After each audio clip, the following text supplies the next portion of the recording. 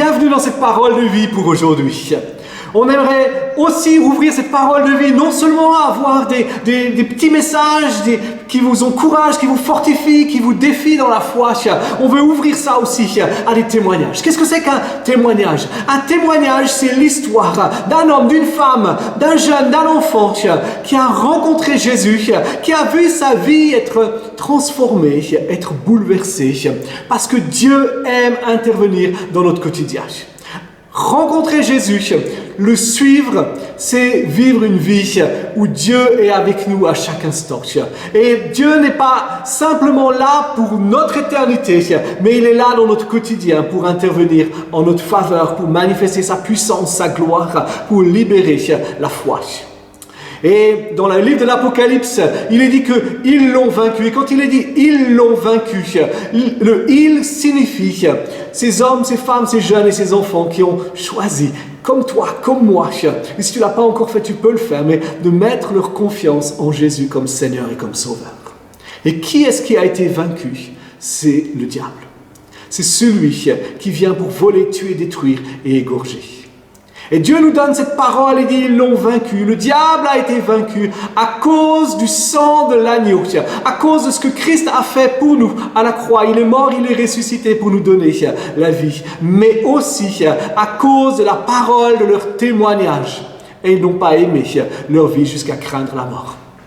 Quand on entend un témoignage, c'est l'histoire d'un homme, c'est l'histoire d'une femme. Et là, en l'occurrence, aujourd'hui, c'est l'histoire de Xavier et de Daphné, de ce que Dieu a fait pour eux, dans la vie de leur enfance. Comment Dieu les a fortifiés, comment Dieu les a encouragés. C'est pas une belle histoire qu'on entend, mais c'est quelque chose qui vient encourager notre foi, qui va encourager ta foi, qui va te défier à mettre ta confiance en Dieu. Parce que si Dieu l'a fait pour eux, il veut le faire de la même manière pour toi. Alors sans plus tarder, écoutons ce témoignage. Merci Claire d'avoir fait cette interview. Merci Xavier, merci Daphné d'ouvrir votre cœur pour nous encourager aujourd'hui. Bonne écoute.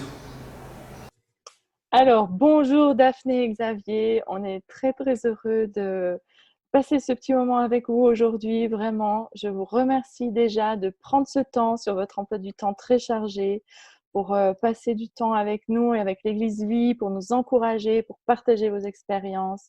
Vraiment, merci beaucoup du fond du cœur. Donc, ma première question, c'est le thème du mois, je crois, c'est fondement solide pour un disciple inébranlable. Lorsqu'on parle de ce thème, qu'est-ce que cela vous inspire? En tout cas, pour nous, ce que ça nous inspire, c'est en fait de faire face aux épreuves malgré les circonstances. Et c'est vrai que inébranlable, ça ne veut pas dire forcément d'être un surhomme, mais c'est d'avoir la foi malgré les épreuves. Oui, exactement. Donc d'ailleurs, vous êtes les heureux parents de 3 enfants, donc des jumeaux. Oui. Après la naissance de ces derniers, l'un d'eux, c'est Aaron. Jason. qui s'est trouvé entre la vie et la mort. Et ce fut un combat vraiment de plusieurs longues semaines. Et aujourd'hui, grâce à Dieu, il va bien.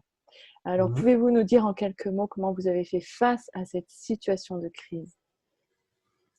En restant dans la prière et dans la louange, c'est vrai que durant toute cette épreuve, on n'a pas cessé de prier et de louer Dieu.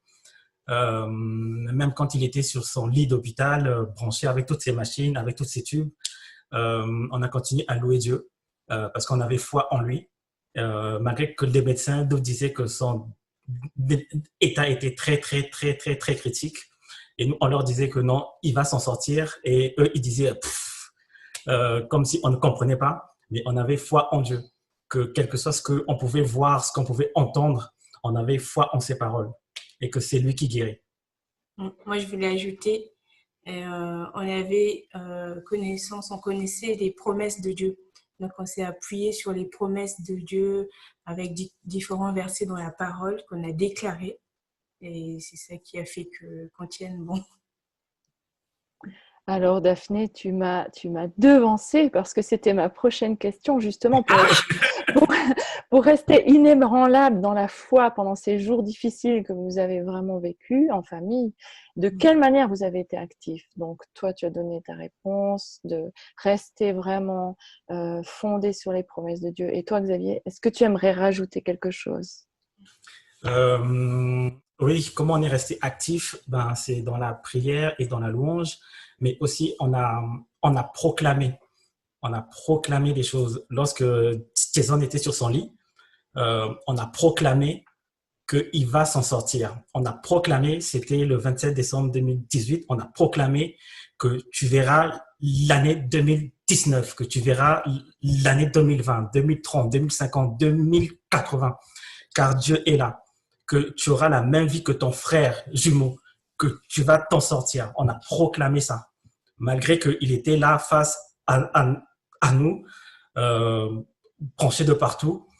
C'était presque un corps sans vie, hein. Il était maintenu en vie seulement grâce à ces machines, mais on a proclamé ça. En fait, le fait, c'est toujours garder nos yeux fixés vers Christ. Et en fait, ce que ça veut dire, c'est que, en fait, il faut pas avoir confiance en ces cinq sens. Donc, ça veut dire qu'il ne faut pas croire ce que nos yeux voient, ce que nos oreilles entendent, mais croire ce que la parole dit. Amen.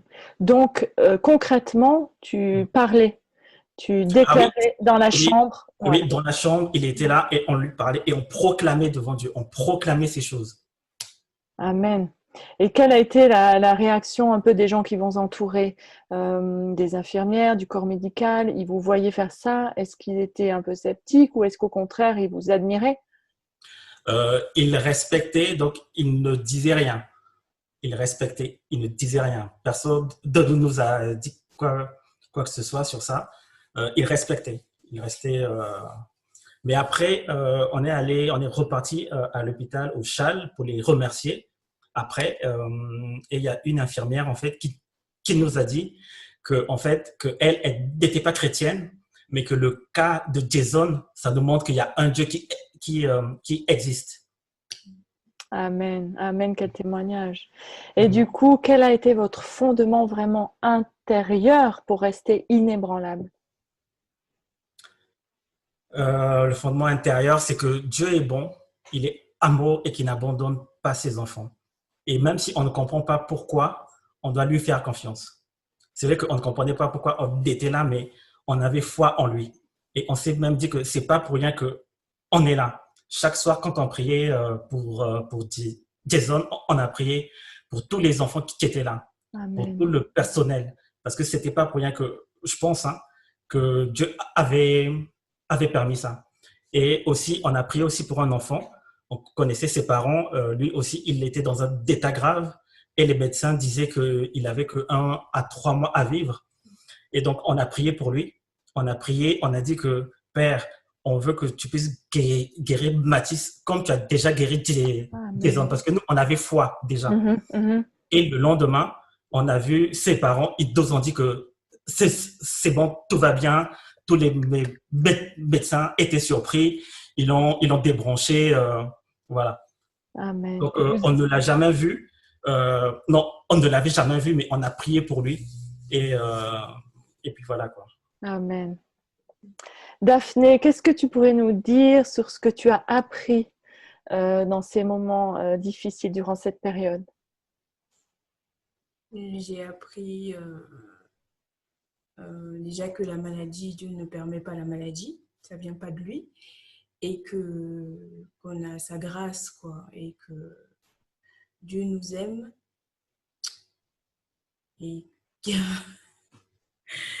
nous aime, qu'il est amour. Et j'ai appris aussi que quand on se met, on était deux, parce que la parole de Dieu dit que là où 2 ou 3 personnes se réunissent en son nom, il est au milieu de nous.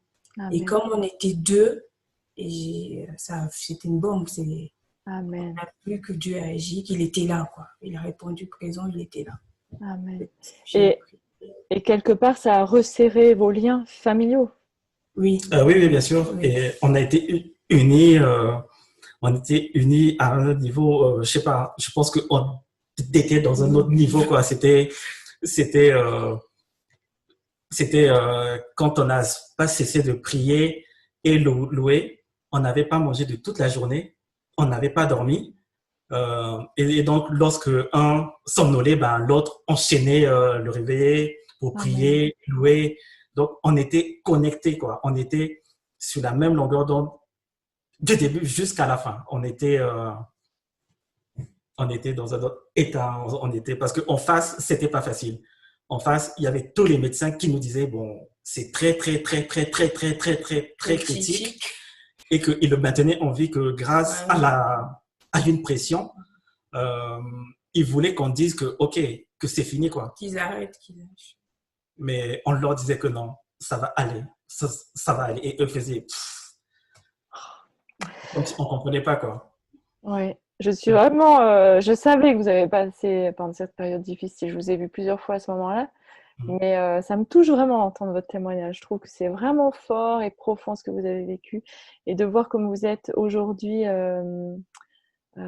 tellement épanoui et paisible, c'est vraiment un témoignage extraordinaire. Est-ce que pendant cette période, l'Église, le soutien de l'Église a été important pour vous? Oui, on a eu le soutien de l'Église, de notre pasteur qui continue à prier pour nous. Donc,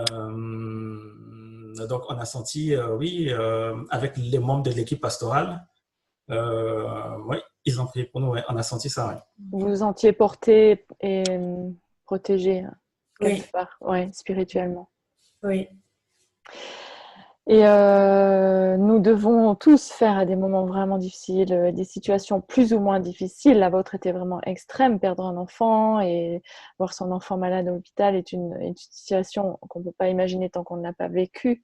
Quels conseils pourriez-vous nous donner pour nous permettre dans ces moments-là de rester des disciples inébranlables? Moi, pour ma part, je dirais qu'il faut garder nos yeux fixés vers Christ. C'est que c'est une phrase qu'on dit souvent, mais euh, elle a un sens profond. Que quel que soit ce qui se passe, garder nos yeux fixés vers Christ. Joseph, il a passé 7 ans en prison alors qu'il n'avait rien fait. Mais pourtant, Dieu avait un plan parfait pour lui. Oui. Faire abstraction de ce qui se passe autour et garder nos yeux fixés vers Christ. Quel que soit ce qui se passe, quel que soit ce qu'on nous dit, garder nos yeux fixés vers Christ. Faire confiance à ce que dit sa parole. Amen. Et de ne rien lâcher. Et de ne rien lâcher. Parce que c'est un combat. Amen. Daphné, tu aimerais rajouter quelque chose? moi je pars toujours des promesses, s'accrocher aux promesses de Dieu, c'est très important. Moi, parce qu'il a promis beaucoup de choses pour nos vies à tous. Donc, celui qui promet, ben, comme on dit, celui qui promet, ben, il le réalise. Hein, Exactement. Donc, et ces promesses-là, dans sa parole, ça fortifie la foi aussi. Ça permet de tenir, de rester inébranlable. Oui. Est-ce que tu aurais une promesse à nous partager là, qui t'a aidé particulièrement pendant ce temps? J'ai un verset, ce que j'ai déclaré quand Jason était malade. Je sais qu'il a dit que c'est celui qui nous guérit. Il nous guérit et par ses merveilleux nous sommes guéris. J'ai beaucoup de versets et j'ai Corinthiens 12, 9 aussi qui me parlait. Là où je me sens faible, c'est là où je me sens fort. Donc à ce moment, pour le cas de Jason, on ne pouvait rien faire que de regarder à lui. Hein. Et voilà, par exemple. Puis il y a les psaumes aussi qui aident aussi. Oui. Dernière question, parce que le temps passe. Je crois qu'on a vraiment fait le tour et je crois que vous allez encore répéter certainement des choses que vous avez déjà dit, mais je crois que c'est important qu'on se l'approprie aussi pour nous quand on est dans ces périodes difficiles. Qu'est-ce qui vous a permis de garder le sourire malgré tous ces défis? Que Dieu est bon, qu'il est amour et qu'il est au contrôle. Donc, c'est Amen. lui qui gère. Il faut lui faire confiance. Et toi, Daphné? Le mot de la fin, toi qui as un tellement beau sourire. Regardez ce sourire magnifique. Une parole d'encouragement, c'est Dieu nous aime. Malgré tout ce qui se passe dans nos vies, que ça soit bien, pas bien, je sais que Dieu nous aime et je veux encore dire, il a des promesses pour nos vies et de toujours lui faire confiance et s'attacher à lui, quoi. S'attacher à lui. Amen. En tout cas, merci beaucoup. Vous m'avez vraiment, en tout cas moi, vous m'avez boosté aujourd'hui. J'ai envie de repartir vraiment dans cette énergie que vous nous avez partagée à tous. Alors, juste des nouvelles aujourd'hui de vos jumeaux, de votre famille. Ah oui, Jason, ça va. Bon, c'est vrai qu'il y a beaucoup à dire, hein. Normalement, Jason suivait un traitement de cortisone, donc il le reprenait 2 fois par jour. Et là, on a eu la téléconsultation le vendredi dernier et le médecin a dit qu'il n'y avait plus besoin. Amen. Et donc, ce qu'on a proclamé qu'il aurait la même vie que son frère jumeau, ben là, c'est maintenant ça. Les deux n'ont aucun médicament à prendre. Amen, vraiment. On a un dernier contrôle, c'est dans 6 mois, voilà, pour vérifier. Mais sinon, là, ils ne prennent plus de médicaments maintenant. Amen. Ils ont quel âge donc aujourd'hui? 18 mois. 18 mois. Donc, ça doit être bien vif à la maison, hein? Oui, c'est vrai. Encore un grand merci, Daphné, Xavier, d'avoir été avec nous. Vraiment, c'est un plaisir. Et puis, merci à toi, Claire, soyez bénis en tout cas et au plaisir de vous rencontrer en vrai. Ça marche. Au revoir tout le monde. Au revoir. Merci. Merci énormément à vous pour ce temps, pour cette ouverture de cœur, cette ouverture de partage. Et comme Claire, je connais l'histoire que vous avez vécue, je sais ce que Dieu a fait pour vous. Mais chaque fois que je vous entends, je suis touché dans mon cœur, mais je suis défié dans ma foi à continuer de m'attendre à Dieu. Je ne sais pas où est-ce que tu en es aujourd'hui. Peut-être que tu viens d'entendre ce témoignage et tu fais également face à des situations difficiles. Tu fais également face à une épreuve dans ta vie ou dans ton entourage. Le Dieu qui est intervenu pour Jason est le même Dieu qui veut intervenir pour ta vie. Il est celui qui désire venir te rencontrer. Il est celui qui veut venir affermir ta foi. Et j'aimerais simplement t'encourager à placer ta confiance en Dieu, à t'enraciner dans sa parole, à pouvoir voir quelles sont les promesses qu'il te fait dans sa parole, pour pouvoir rester ferme dans ses promesses. Ce que Dieu dit est la vérité. La vérité n'est pas ta réalité. Ta réalité est appelée à s'aligner sur sa vérité. Et c'est ton choix de pouvoir dire, je crois que la parole de Dieu est la vérité et qu'elle va devenir la réalité de ma vie. À pouvoir aussi développer cette atmosphère de reconnaissance et de louange. Et c'est une des raisons pour lesquelles tous les mercredis soirs, on met une session louange. C'est pour nous encourager à rester centrés sur Jésus et à vivre sa présence. Simplement là où tu es, j'aimerais pouvoir prier avec toi si tu es dans un défi. Seigneur Jésus, merci pour les vies qui sont là. Merci pour les défis, les épreuves. Seigneur, tu dis qu'on doit considérer les épreuves qui nous sont proposées comme une véritable joie. Et c'est difficile de le faire. Mais merci pour les épreuves que je peux avoir dans ma vie. Merci pour les épreuves que celles et ceux qui écoutent maintenant peuvent avoir dans leur vie. Parce que tu es le Seigneur, parce que tu es le Roi, parce que tu es celui qui domine au-dessus de tout, avec puissance, avec gloire et avec autorité. Et Seigneur, ta parole dit que tu nous donnes de triompher en toi, Jésus, au-dessus de tout. Seigneur, tu nous donnes cette promesse, Seigneur, qu'en toi, nous avons la victoire, nous avons cette vie en abondance, nous avons la guérison, nous avons la plénitude, nous avons la provision, nous avons la paix, cette paix qui surpasse toute intelligence. Et je te prie pour que tu déverses maintenant ta victoire. Quelle que soit l'épreuve que mes bien-aimés peuvent avoir maintenant, je déclare ta victoire. Je déclare qu'à la croix, tu as brisé la puissance du diable, tu as écrasé sa tête, tu as dépouillé les dominations, les autorités, tu les as livrées publiquement en spectacle. Et tu es celui qui guérit, tu es celui qui restaure, Tu es celui qui pourvoit. Tu es celui qui donne la paix. Tu es celui qui donne la vie. Et je te prie qu'en cet instant, tu manifestes ta puissance et ta gloire. Au nom de Jésus. Amen. Soyez bénis. Continuez de suivre les différents programmes qu'on peut avoir. Soyez encouragés. Et si vous avez des questions, si vous avez besoin davantage de prières, on est à disposition. Vous pouvez nous contacter sur contact@vie.best. Bonne fin de journée. Soyez bénis. Bye bye.